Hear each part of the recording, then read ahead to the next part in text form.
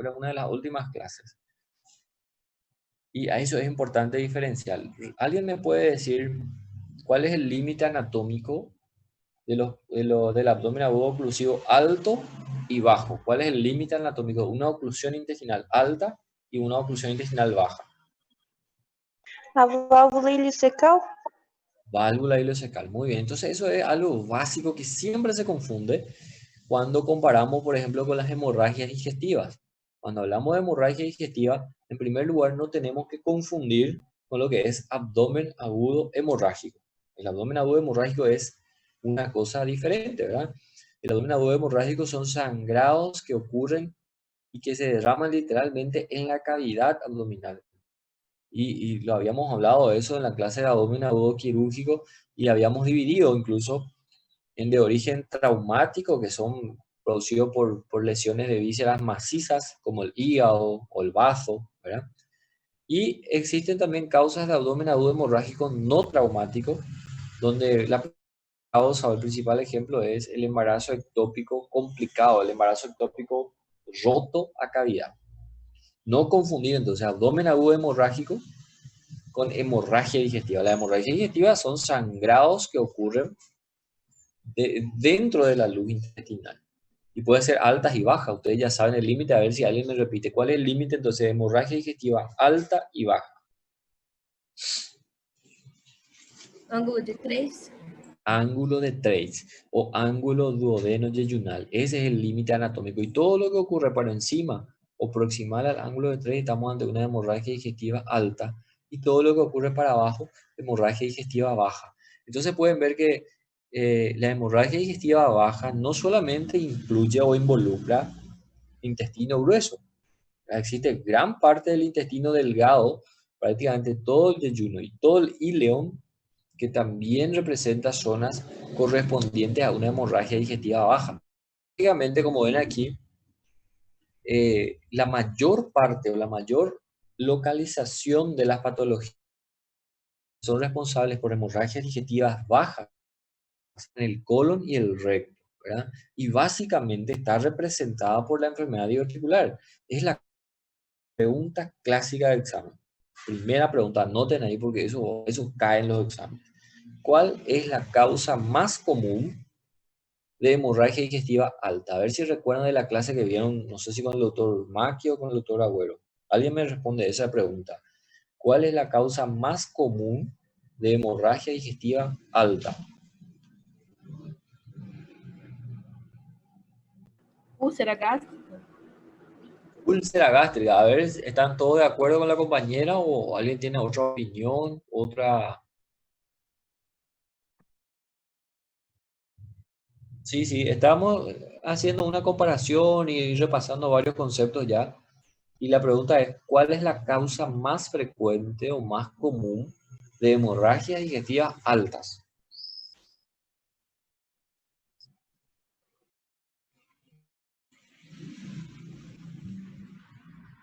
Ahí la compañera dijo gástricas. ¿Están de acuerdo? ¿Alguien está de acuerdo con ella o alguien tiene otra opinión?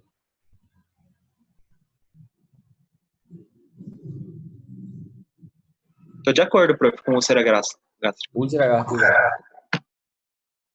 ¿Todos de acuerdo entonces? Supongo que están todos de acuerdo, ¿verdad? Bueno, y les cuento que en realidad es la úlcera duodenal la más frecuente, ¿ok? Las úlceras pépticas duodenales son las que generalmente se asocian con hemorragia digestiva, el mayor porcentaje de sangrado digestivo alto, ¿ok? Ahora, cuando hablamos de hemorragia digestiva baja, ¿cuál es la causa más frecuente? Eso también se pregunta, es algo básico. Causa más común de hemorragia digestiva baja. Y como ven aquí en este slide, es una patología que está afectando o que se localiza en el intestino grueso. É hemorroida, não é, prof? Mas que slide? Hemorragia, perdón, alguien dijo hemorroides, ¿cierto? Sim. ¿Otra opinión?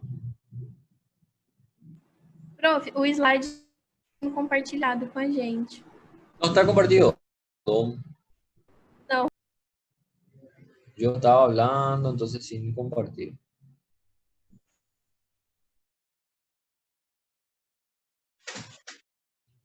Ahí están viendo, ¿verdad? Ah, perfecto. Entonces estábamos viendo aquí el límite anatómico que ustedes ya respondieron. Generalmente, como ya le dije, hemorragia digestiva abarca no solamente tiene que estar cuando hablamos de hemorragia digestiva baja, no solamente tienen que pensar en intestino grueso, también como ya dijimos, todo el intestino yeyuno ilion es parte del sangrado digestivo bajo, ¿cierto? Algunas literaturas incluso dividen al sangrado digestivo en alto, medio y bajo. No es muy utilizada, no es muy difundida esa clase. En esa clasificación justamente los de origen alto son los que están proximales al ángulo de Trace, los de origen bajo son los que están en el intestino grueso y en ese sector de yeyuno ilion se llaman sangrados intermedios, ¿será? Otras literaturas lo ponen como sangrados de origen indeterminado, porque van a ver que existen situaciones donde muchas veces el paciente tiene alguna manifestación de sangrado digestivo, ya sea melena o alguna otra situación donde la endoscopía digestiva alta está normal, la endoscopía digestiva baja está normal. Ustedes saben que la endoscopía digestiva alta puede llegar hasta el duodeno como máximo, ¿verdad? Una endoscopía digestiva alta llega hasta el duodeno. Y la colonoscopía, que es el otro análogo, llega hasta el ciego como máximo. Entonces queda todo ese ilion y ese yeyuno sin evaluar endoscópicamente. Entonces, cuando existen sangrados digestivos con endoscopía normal, con colonoscopía normal, se denominan sangrados digestivos de origen indeterminado y se cree que probablemente el origen está en el yeyuno, en el ilio, ¿verdad? Y existen otras alternativas para ese segmento de difícil acceso, ¿verdad? Una de ellas, por ejemplo, que el doctor les habrá comentado, son las cápsulas endoscópicas, ¿verdad? El paciente literalmente deglute una cápsula que tiene una fibra óptica, ¿verdad? Inalámbrica, por supuesto, y esa cápsula endoscópica va a ir viajando por todo el tracto intestinal y va a ir registrando, ¿verdad? Su paso, imágenes e incluso filmaciones de todo el trayecto que sigue esa cápsula hasta ser eliminada. ¿Entiendes? Esa es una cápsula endoscópica, una alternativa muy válida justamente para los sangrados digestivos de origen incierto o de origen indeterminado. Bueno, pero énfasis en la hemorragia digestiva baja, que es nuestro énfasis de hoy, prácticamente ya como un repaso, como ustedes ya vieron con el doctor Agüero, ¿verdad? Cuando hablamos de hemorragia digestiva baja, estamos hablando lo más frecuente de intestino grueso. Y como dijo ahí, creo que fue João, ¿verdad? Puede ser, no sé si quién es el que habló. La causa más frecuente, por lejos, ¿ok? Por lejos, es articular del colon o diverticulosis, ¿ok? Las enfermedades anorreales como hemorroides también pueden ocurrir o generar hemorragia digestiva baja, pero no es la causa más frecuente, ¿ok? Y eso es lo que vamos a ir repasando hoy justamente. Hay algunas diferencias entre hemorragia digestiva alta y baja que son muy favorables a favor de la hemorragia digestiva baja. Una de ellas es esta característica. La hemorragia digestiva baja generalmente es autolimitada. ¿Qué significa autolimitada? Que la mayoría de las veces ese paciente va a presentar su sangrado digestivo bajo y sin haber hecho ningún procedimiento en ese sangrado va a terminar solo, va a parar solo. Eso ocurre en la mayoría de los casos, en el 85% de los casos. Pero lógicamente existe ese menor porcentaje, 15, 20%, que el sangrado no se detiene y el paciente continúa sangrando y sangrando y sangrando, y son los pacientes que terminan siendo muy graves y muchas veces requieren una intervención quirúrgica muy radical que les voy a comentar ya enseguida, ¿verdad? Entonces la mortalidad en general de la hemorragia digestiva baja no es tan alta, la mayoría terminan cediendo sola, ¿verdad? Y es mucho más frecuente en ancianos, porque más adelante les voy a mostrar que existen distintas causas de hemorragia digestiva baja relacionada con la edad, ¿verdad? Y si dividimos las causas de hemorragia digestiva baja según la faja etaria, vamos a ver que el más frecuente de todos, que es la enfermedad diverticular, afecta generalmente a ancianos. Entonces, si hacemos un conteo de todos los pacientes con hemorragia digestiva baja, vamos a encontrar que la mayor población son ancianos. Por eso, entonces, ¿cómo se presenta? Y ahí vamos a hacer una comparación y un repaso de paso. Hemorragia digestiva alta, clásicamente, ¿cómo se manifiesta? ¿Cuáles son los signos o síntomas? ¿Cómo? Hematemesis o hematemesi. ¿Está bien? Muy bien. Melena Perfecto. também, eu acho. Melena, perfecto. Ahí vamos a cerrar. No, justamente eso es lo que quiero aclarar. Por eso es muy importante estas clases así de repaso y de recordar lo que ya vimos. Vamos a hablar de lo clásico. Recuerda que yo siempre le digo en la otra clase, siempre le dije, en medicina tenemos las reglas. ¿Qué significan las reglas? Las reglas son lo que ocurren más frecuentemente o lo que esperamos encontrar. Y dentro de las reglas siempre están las excepciones, ¿verdad? Bueno, cuando hablamos de hemorragia digestiva alta, lo clásico de encontrar es hematemesis, vómito de sangre, ¿cierto? Y melena, ¿ok? ¿Por qué en una hemorragia digestiva alta hay melena? Vamos a tratar un poco de dibujar. Porque o sangue fica mais tempo ali, né? Perfecto. E ele se coagula. Alguma coisa do Están tipo. viendo aquí mi diseño, ¿verdad? Esto sería el duodeno y aquí estaría el ángulo de Treis, el límite de todo lo que es alto y todo lo que es para abajo ya es hemorragia baja, ¿verdad? Aquí estaría el ilion, toda su extensión y el marco colónico. Esto sería el ciego, el transverso, hasta llegar ahí al descendente del sigmoide. Más o menos eso. Entonces, paciente con una úlcera gástrica, por ejemplo, una úlcera duodenal que presenta hematemesis, lógicamente el sangrado fácilmente puede, porque el sangrado en sí es emetizante, eh, ocasiona como reflejo el vómito. Entonces el paciente elimina vómito de sangre. Ocurre comúnmente en las hemorragias digestivas altas.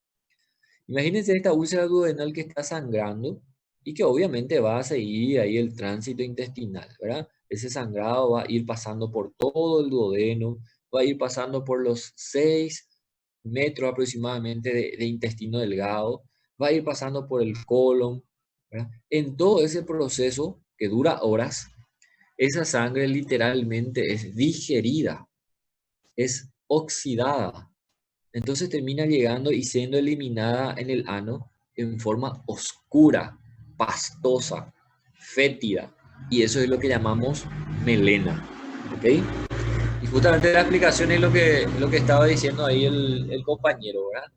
Porque esa sangre fue metabolizada, fue digerida durante su paso por todo el tránsito intestinal y llega a ser eliminada en forma oscura. Eso es melena. Entonces, vuelvo a repetir, hemorragia digestiva alta, hematemesis y melena. Eso es lo clásico.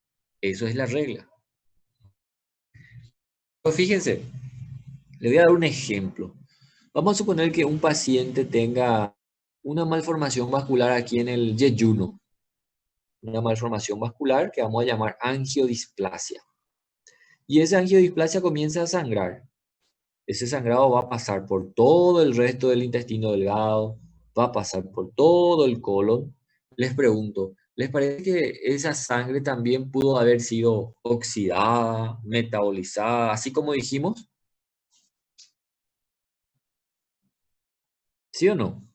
Tuvo que haber pasado por gran parte del intestino. Entonces, ¿puede llegar a ser eliminada como melena o no?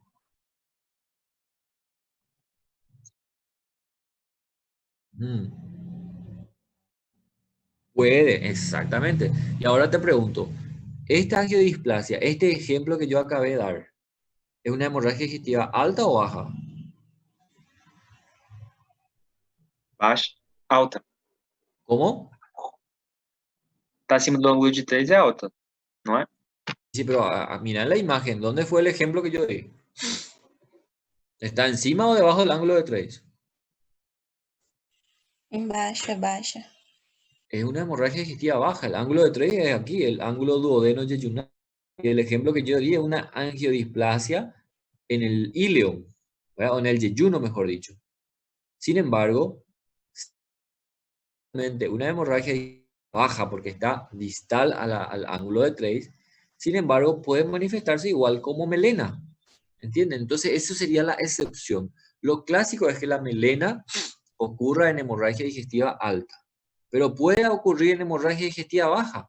Claro que puede ocurrir cuando el sangrado digestivo todavía sigue siendo un poco alto. Por más que esté ya distalmente al ángulo de 3, todavía esa sangre pudo haber pasado gran parte del tránsito intestinal y puede incluso ser eliminada en forma de melena. Eso también ocurre en sangrados del, por ejemplo, del ciego, una angiodisplasia aquí en el ciego. Todavía esa sangre, todo depende de qué, depende del volumen del sangrado, ¿verdad? Generalmente las angiodisplasias, el volumen del sangrado no es demasiado importante, entonces la sangre va pasando lentamente por el tracto intestinal. Y, opa, perdón. Incluso todos los sangrados del colon, como en este caso, un ejemplo del ciego, va a pasar lentamente aquí por el marco colónico, puede llegar a ser eliminada como melena, ¿entienden? Entonces la melena es clásico de hemorragia digestiva alta, pero no es patognomónico. También puede aparecer en hemorragias digestivas bajas que empiezan ahí muy alto. No sé si me entienden ahí, ¿entienden? Entonces eso es lo que yo les decía. Existen reglas en medicina y existen excepciones. Ahora vamos a dar otro ejemplo. ¿Cómo es lo clásico de una hemorragia digestiva baja? Vamos ahora a lo bajo. ¿Cuál sería la manifestación clínica? Anoten ahí, por favor. Entonces, hemorragia digestiva alta es hematemesis y melena. ¿Cuál es lo clásico de hemorragia digestiva baja?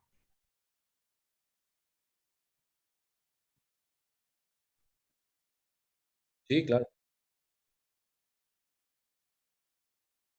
Hematoquesia es uno, perfecto. Otro, Sangue, Retorragia. rectorragia. Muy bien, perfecto. Vamos a tratar de terminar aquí mi dibujo.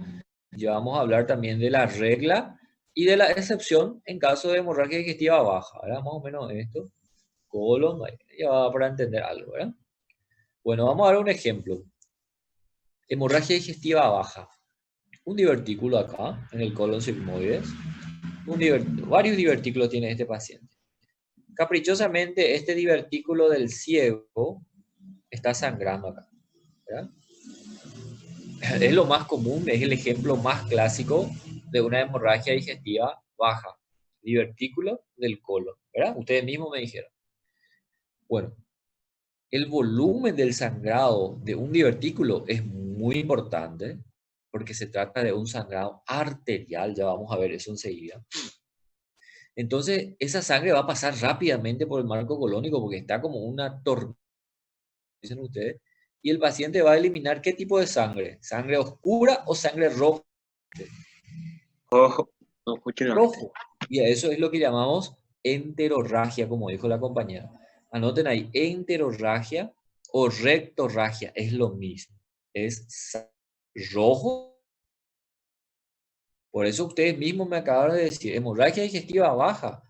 Lo más clásico es hematoquesia o enterorragia, rectorragia. ¿Cuál es la diferencia entre rectorragia y hematoquesia?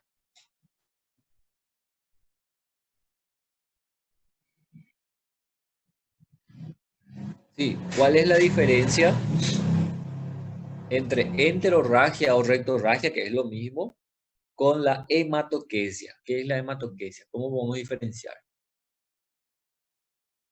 A hematoquese é ¿Cómo? matéria fecal com sangue misturado. A hematoquese é matéria Excelente. fecal com sangue misturado. E a retorragia é somente quando o paciente defeca somente sangue. Exactamente, la rectorragia es sangre pura. El paciente va al baño y elimina ahí sangre. Puede tener coágulos, puede tener, pero es sangre, no tiene materia fecal. Ahora, la hematoquesia es la materia fecal mezclada con sangre. Perfecto. Entonces, esos son los dos clásicos de hemorragia digestiva baja. Ahora les voy a hacer una pregunta. Les voy a hacer una pregunta. Eso es la regla, ¿cierto? A ver, ¿quién quiso preguntar algo? Sí, sí.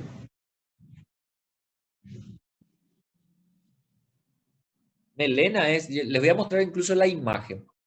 Melena es una, ¿cómo? Melena y rectorragia. Bueno, rectorragia, imagínate que el paciente va a eliminar sangre rojo rutilante, sangre mismo, por el ano, ¿sí?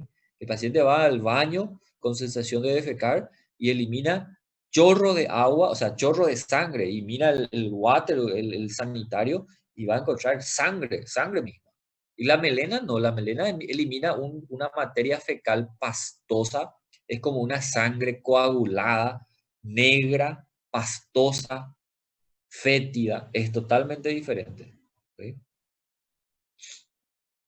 Bueno, esto es muy importante que ustedes salgan de aquí aprendiendo, no solamente entendiendo ni mirando la clase, aprendiendo, ¿verdad? Vuelvo a preguntar otra vez, vamos a volver un poquito. ¿Cuáles son las, clásicamente, cuál es la regla de la hemorragia digestiva alta? ¿Cuáles son más clásicos de hemorragia digestiva alta? melena y Perfecto. otro. ¿Y el otro? E hematemeses. Excelente. Quédense con eso en la cabeza, ¿ok? Lo clásico de hemorragia digestiva alta es melena y hematemesis. Ya entendimos por qué ocurre eso. Ahora, si yo le pregunto, en una hemorragia digestiva baja, ¿puede haber melena o solamente en las hemorragias digestivas altas? Pode haver melena. Pode haver. Puede haber. Y también ya entendieron por qué, ¿verdad? Porque a veces el sangrado tiene un origen, por más que ya pertenece a la clasificación de todavía sigue siendo un poco alta y el sangrado lento, y entonces todavía da tiempo, vamos a decir, de que esa sangre se oxide, se metabolice y termine eliminándose en forma de melena. ¿Ok? Perfecto. Por eso dijimos que la melena no es patognomónico de sangrado digestivo alto. Muy característico, es muy clásico, pero no es patognomónico. Ahora bien, vamos al otro ejemplo. ¿Cuál es la regla? ¿Cuál es lo clásico de la hemorragia digestiva baja? E alguma outra. Rectorragia y qué más. Hematoquexia. Hematoquesia. Muy bien. Ahora les voy a preguntar otra situación. ¿Puede haber rectorragia en una hemorragia digestiva alta?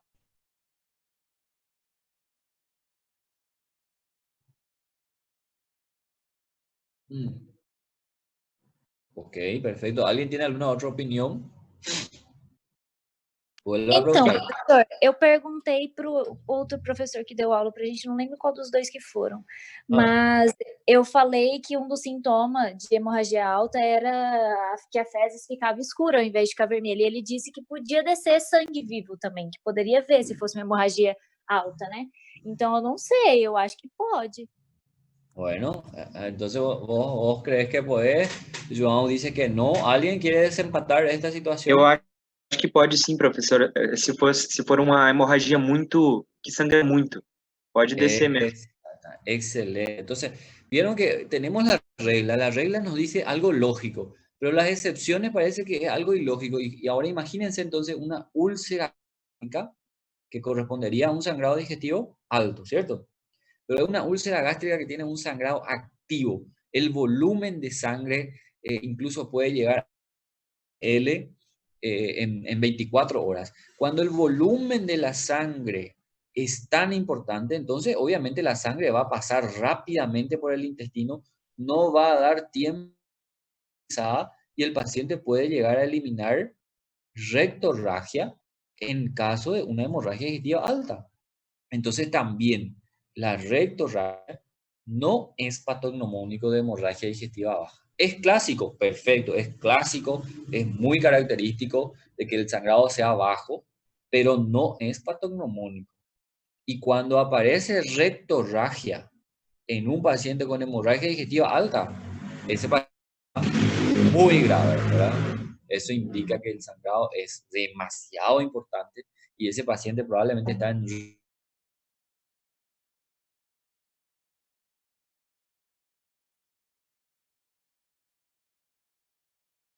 y por tanto la sangre puede llegar fácilmente a ser eliminada en forma roja rutilante. ¿Sí? Entonces esas dos, vamos a decir, paradójicas de la hemorragia alta y bastante que sepan. Aquí entonces vamos a mostrar las características de lo que sería una hemorragia digestiva baja que se presentan como ya dijimos. Puede presentarse, esto es rectorragia o enterorragia, que es lo mismo. El paciente va y elimina sangre pura. El paciente tiene ganas de ir al baño y se va, se sienta y elimina gran cantidad de sangre rojo rutilante con presencia de coágulo o no. Hematoquesia, heces mezcladas con sangre. Melena es esto, ¿verdad? Sangre negra, pastosa, fétida. Eso es melena. ¿Ok? Y entonces también, por eso aquí puse, la melena también puede aparecer en un paciente con hemorragia digestiva baja. ¿Cuándo? Cuando el origen del sangrado, a pesar de ser anatómicamente todavía ya muy alto o el sangrado es muy lento. ¿Ok? Bueno. ¿Qué hacemos con un paciente con hemorragia digestiva baja? Viene el paciente en las urgencias refiriendo rectorragia. Es lo más clásico, rectorragia. ¿Por qué? Porque es lo más clásico, porque la patología más frecuente que causa hemorragia digestiva baja es la enfermedad diverticular. Y esta clásicamente con rectorragia. El paciente literalmente pierde sangre rojo rutilante por la heces. Lo primero es lo primero siempre. No podemos hablar de otra cosa. Y esto se pregunta muchísimo. Ustedes pueden revisar, como yo siempre les digo, agarren y revisen ahí plataformas de preguntas de exámenes de residencia, de editales de revalía, de CONAREM.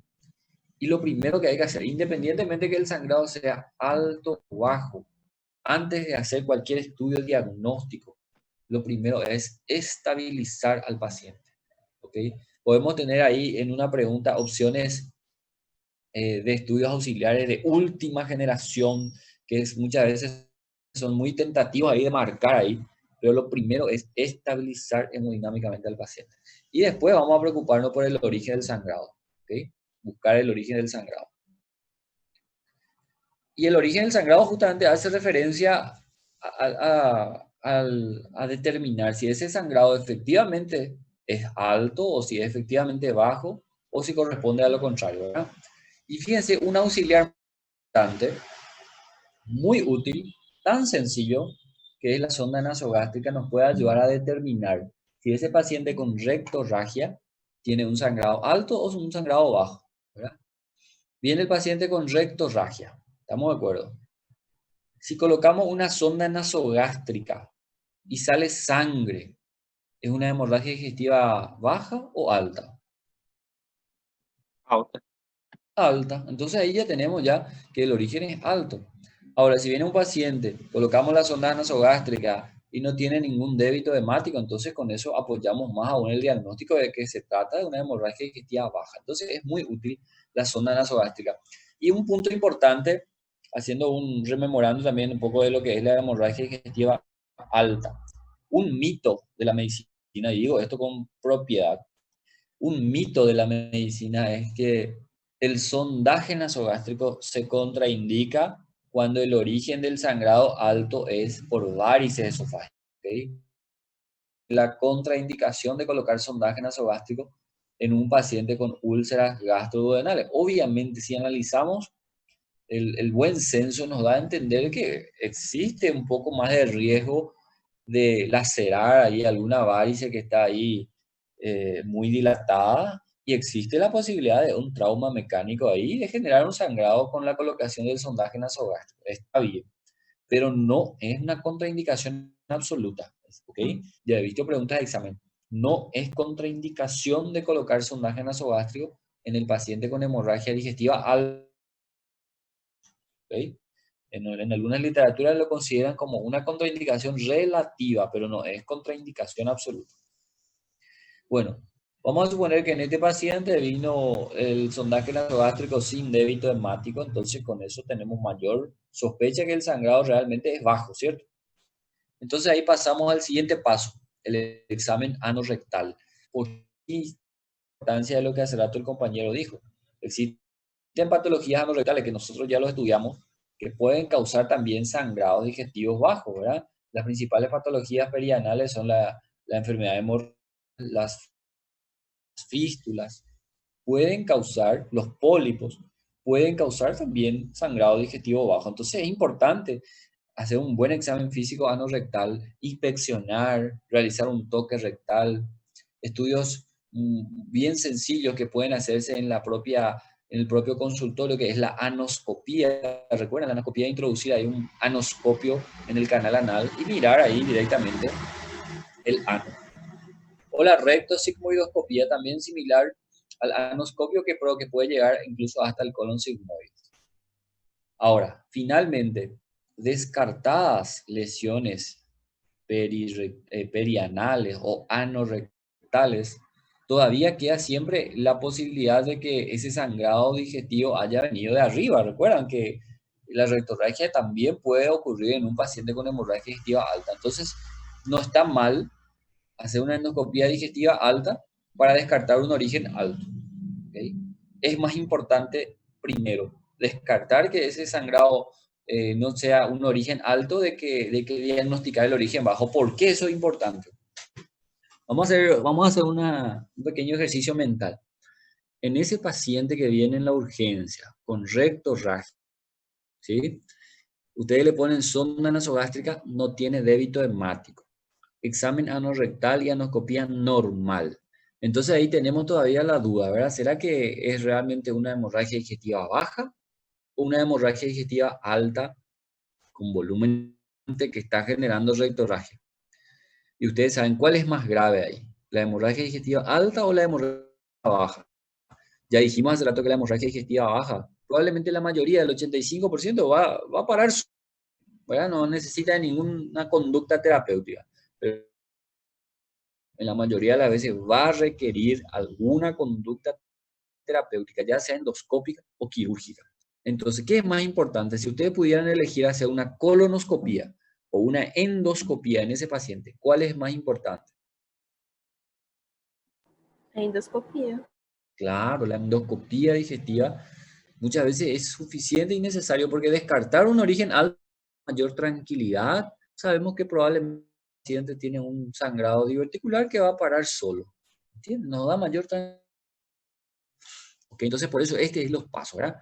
Estabilizar hemodinámicamente, localizar el sitio de sangrado a través de estos estigmas. Ahora, si la endoscopía viene normal, perfecto, ahí vamos a ir con mayor tranquilidad a estudiar ahí el colon de ese paciente a través de estudios un poco más direccionados, ¿verdad? Y el principal de ellos es la colonoscopía. Sí.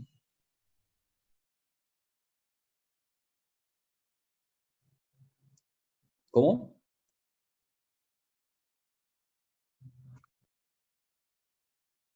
Anoscopía.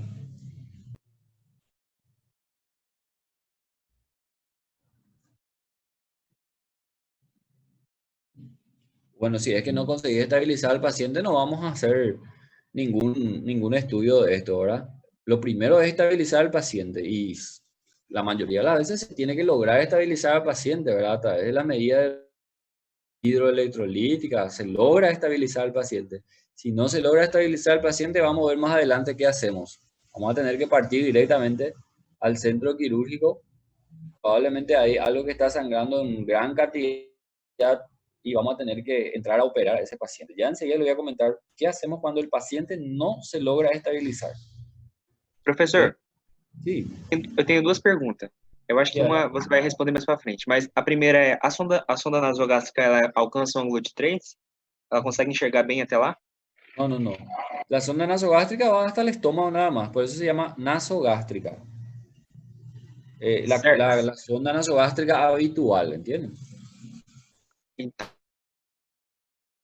3 fica mais difícil de diagnosticar. Claro, ahí no vamos a alcanzar con una sonda nasogástrica. Por eso justamente necesitamos hacer la endoscopia después. Tá.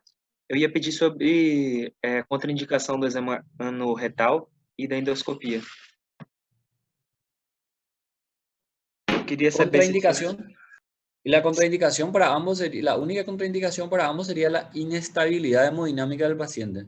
Si no se logra estabilizar al paciente, tenemos que partir ahí para una cirugía directamente. No podemos hacer ningún procedimiento endoscópico, ningún procedimiento diagnóstico en el paciente que está hemodinámicamente inestable. ¿Entienden?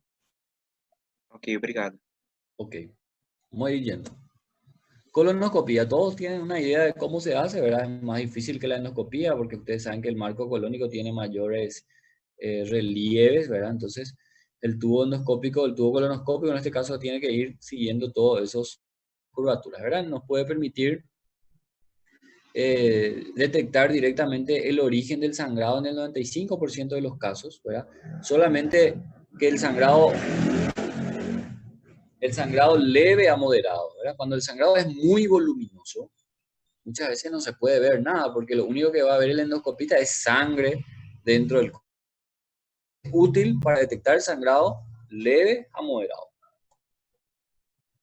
Como pueden ver aquí el ejemplo, ¿verdad? Esto sería un colon con divertículos, que son las formaciones saculares. Ustedes ya saben muy bien a qué se trata. ¿Y cómo se ve en la colonoscopía? Se ve todo esto, serían las bocas de los divertículos, ¿verdad? De esas formaciones saculares. Esto sería una enfermedad diverticular no complicada, ¿cierto? ¿Y cómo se ve cuando hay una hemorragia? Específicamente se ve de esta divertículo, tiene estigmas de sangrado. ¿Y qué es lo que pasa? Ustedes saben, ya saben esto porque ya hablaron. Vamos a repasar aquí. ¿Cómo se forman los divertículos del colon? ¿Alguien sabe? ¿Son adquiridos o son congénitos? Pela alta pressão, professor. Adquiridos. Perfecto. Son adquiridos por la alta presión intraluminal, perfecto. Específicamente, ¿en qué sitio se forman los divertículos?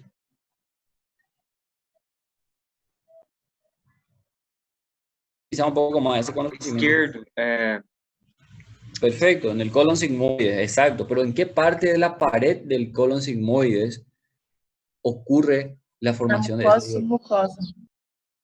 El concepto en sí es la herniación de la mucosa y su mucosa a través de la capa muscular, ¿cierto? Es como una verdadera hernia. Y si ustedes recuerdan el concepto de hernia, para que aparezca una hernia tiene que haber una zona anatómica de debilidad en la pared, ¿cierto?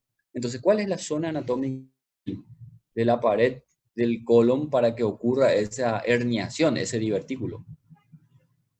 Yo sé que tienen que saber, eso es importante para entender por qué ocurre un sangrado diverticular. eu imagino que não seja a parte que corre a tênia. Eu não sei falar qual é a certa. No es. ¿Alguien sabe? Específico, ¿sí? Onde chegam os vasos retos? Ahí está, ahí está. Escuchen bien esto. Ustedes saben que los vasos llegan al colon, los vasos rectos llegan al colon y literalmente atraviesa la pared, ¿verdad? Atraviesa la musculatura. Y ese pequeño orificio por donde penetran los vasos rectos, con el aumento de la presión excesiva dentro de la luz, comienza a dilatar, a dilatar, a dilatar esos pequeños orificios del vaso sanguíneo y que son los que van formando así el divertículo. Es en los sitios donde los vasos rectos llegan a la pared donde se forman los divertículos. Entonces podemos imaginarnos que cada uno de estos orificios diverticulares está totalmente, digamos, en contacto o cercana a un vaso arterial, porque los vasos rectos son arteriales, ¿verdad? Eso es el origen de... Podemos imaginarnos entonces que ese vaso sanguíneo que está ahí comprimido constantemente por la formación sacular que se está formando, en cualquier momento puede lacerarse y puede sangrar. El sangrado de un divertículo entonces es arterial, por eso que es muy voluminoso. Vamos a ir viendo más adelante. Les voy a mostrar una imagen esquemática ahí de lo que es la pared diverticular.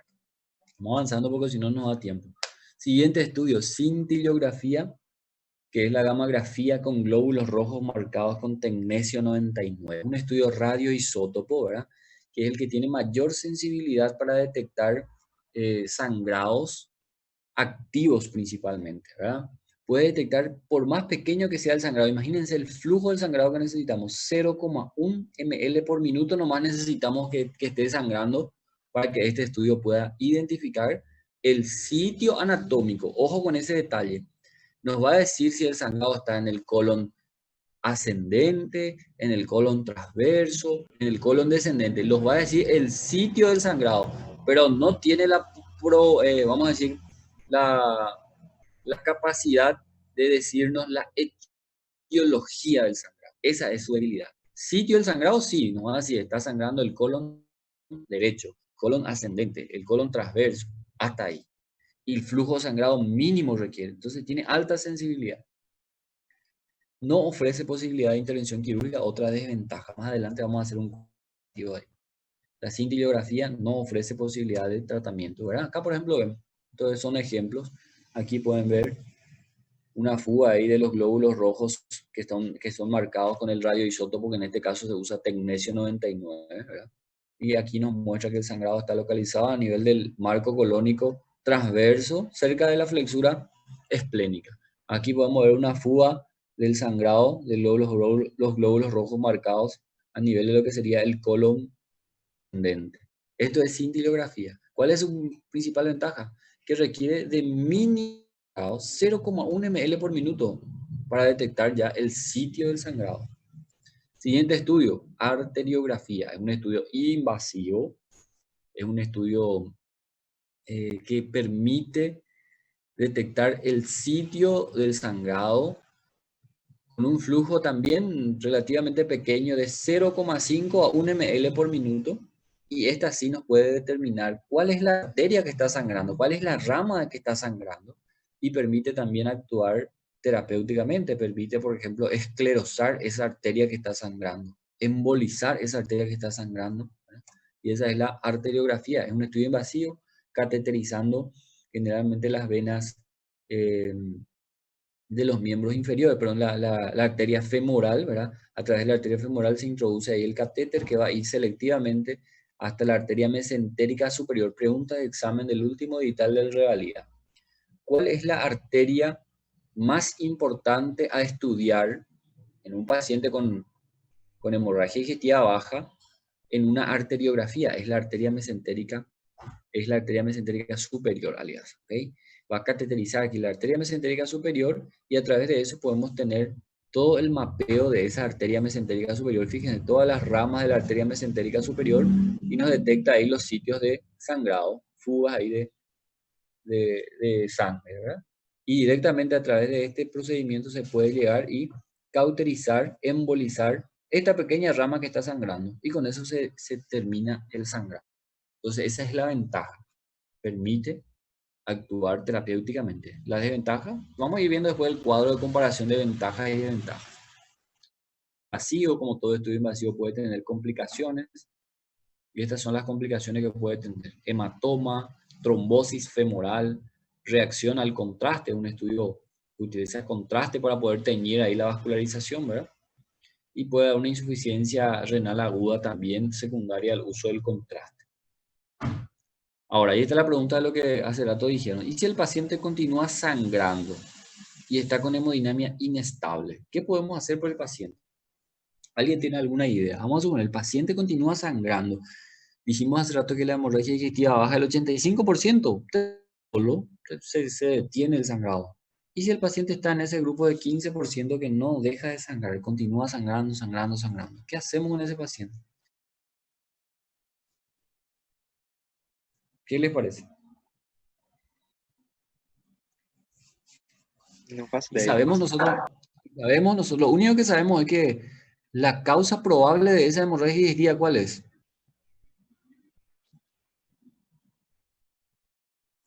Es lo único. Sí, pero ¿cuál es la causa de su sangrado? ¿Cuál es la etiología? Eso es lo único que sabemos, que lo más probable que la causa de ese sangrado sea una diverticulosis, una enfermedad diverticular, ¿cierto? Entonces, ¿qué podemos hacer? Vamos a llevarlo a quirófano, perfecto. Vamos a hacer una laparotomía exploradora, ¿ok?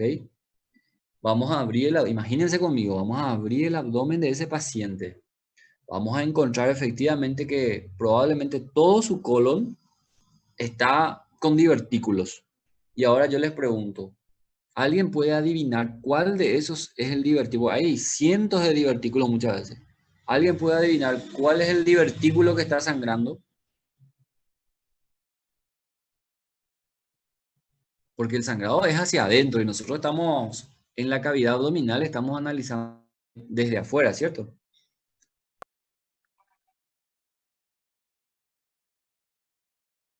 Es imposible porque todo el marco colónico, toda la luz colónica va a estar ocupada por sangre.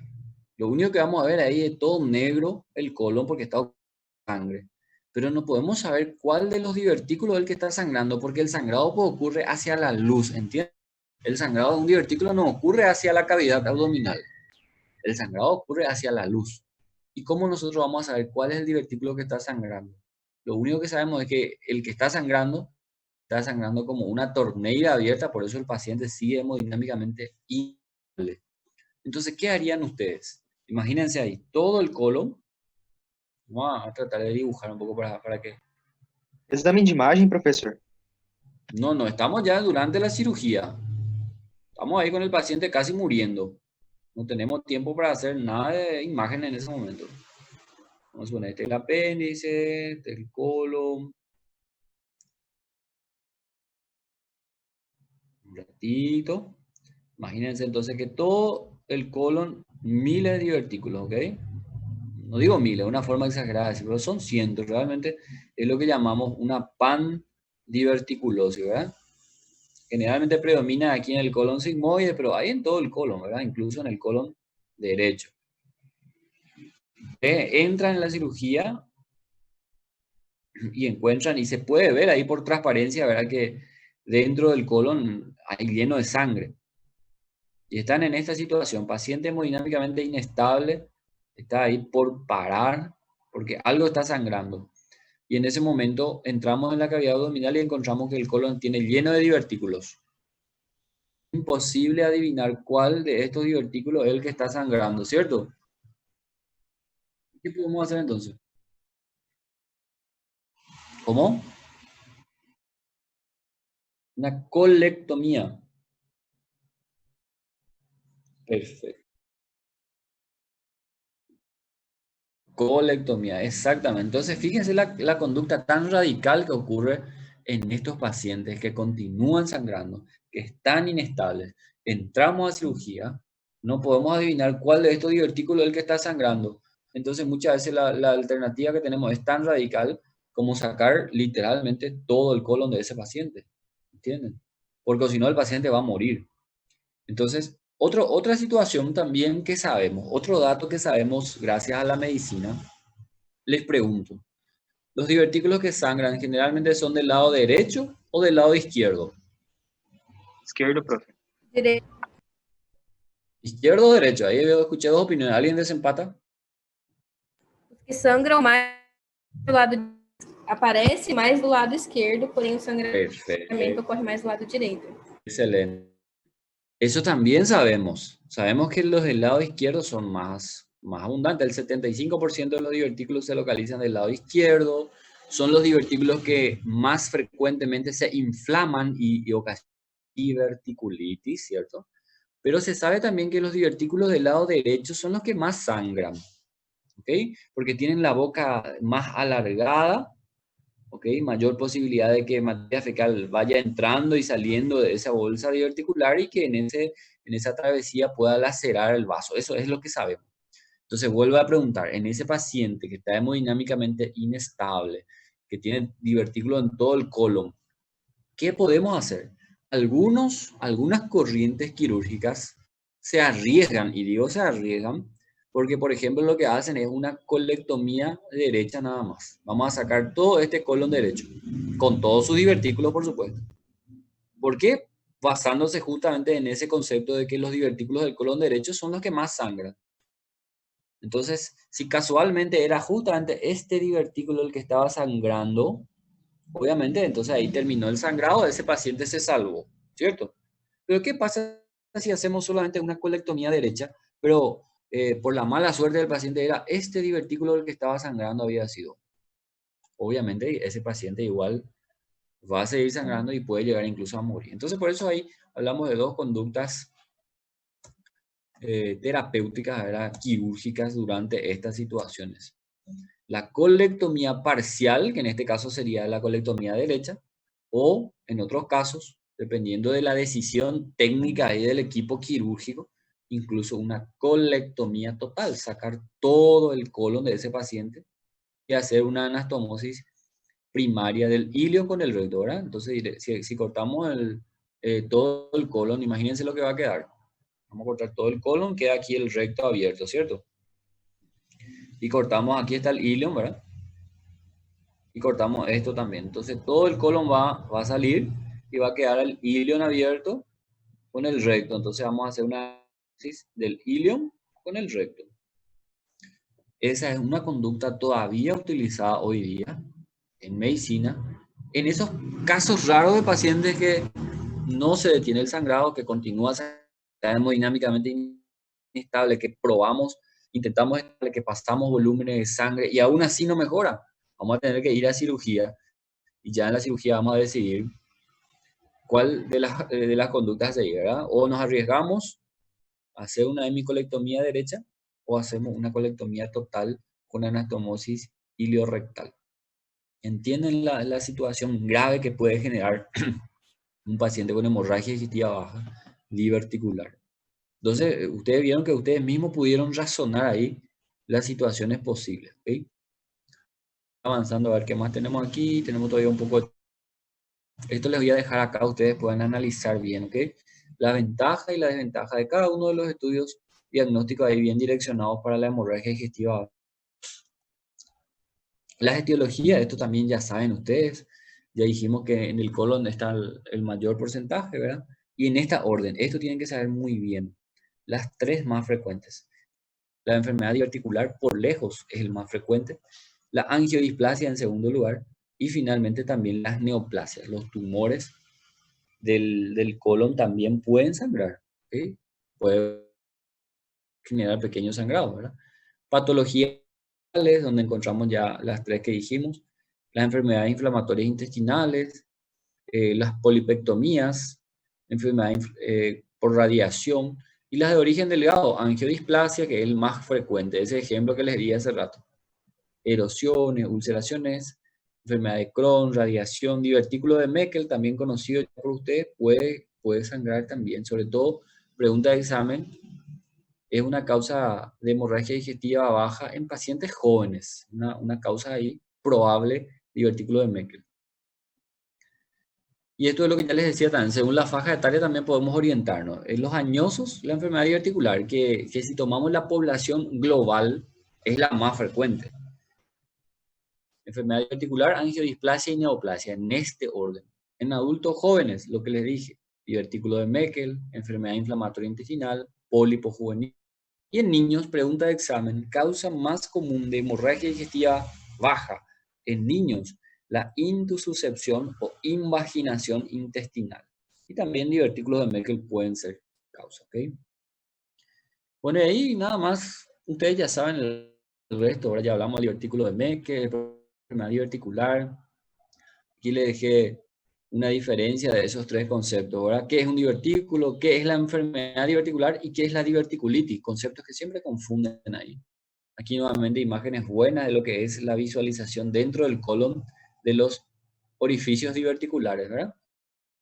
Recuerden ahí los conceptos adquiridos y esto es lo que les decía. Fíjense aquí. En los sitios donde los vasos rectos penetran la pared del colon, es en ese sitio donde ocurre esa herniación, esa protrusión de la mucosa y submucosa. Fíjense ahí. Y fíjense cómo queda este vaso recto. Creo que alguien tiene el micrófono prendido, si puede apagar. Wow. Ya. Fíjense aquí, como el vaso recto que penetra en la pared es el sitio de debilidad para la formación del divertículo. Y una vez que se forma el divertículo, miren cómo queda el vaso sanguíneo, queda desplazado. Y es lo que genera la facilidad de que se rompa ese vaso y obviamente se genera así un sangrado. Y un sangrado de origen arterial. ¿Okay? No es lo que les decía, origen arterial. Por eso la intensidad del sangrado es importante. Es una imagen muy buena esta. Este sería la boca del divertículo, el saco diverticular. Y ahí, como pueden ver, la íntima relación que tiene el vaso sanguíneo con el saco diverticular. Y ustedes se imaginarán que en este saco diverticular constantemente la materia fecal entrando y saliendo, ¿verdad? La materia fecal puede terminar lacerando caprichosamente ahí a esa arteria. Datos importantes. Esto todo les voy a dejar acá porque les va a servir para...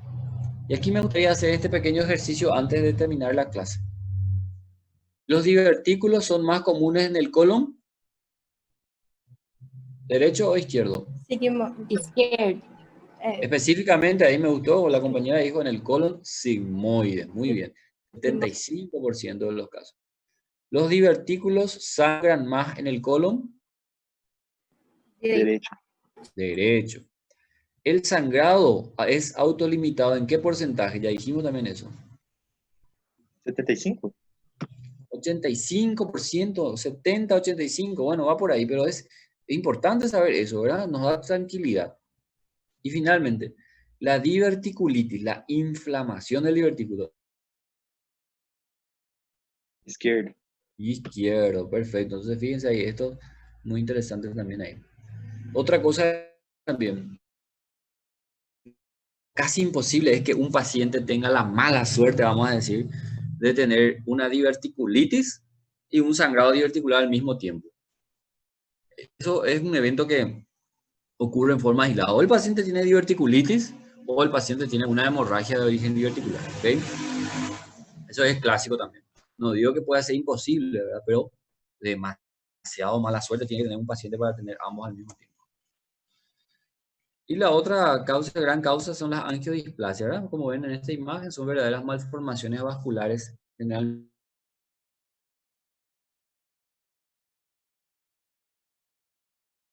se localizan en el intestino grueso a nivel del ciego. También entonces se cumple ahí que es el lado derecho lo que más sangra, ¿verdad? También puede localizarse en el yeyuno ilio. Y el tratamiento es directamente a través de la colonoscopía, ¿verdad? Aquí ven ustedes como un sangrado activo de una angiodisplasia. Y aquí ven una terapéutica que está realizando una electrocoagulación de esa malformación vascular. Va quemando literalmente ahí todos los vasos de esa malformación vascular. Bueno, y otras causas menos frecuentes hay cáncer colorectal, que vamos a hablar después futuramente cuando se habla de cáncer colorectal, las patologías anorectales que ya hablábamos, el divertículo de Meckel y las enfermedades inflamatorias. Bueno, entonces con eso vamos por concluir ahí nuestra clase donde repasamos muchos conceptos interesantes que les va a ayudar para su examen. Espero que les haya servido para algo. Nos encontramos en la próxima semana. Continuamos repasando y practicando ahí los ejercicios interactivos, ¿ok? Sí, profe. Entonces, nos vemos la semana que viene.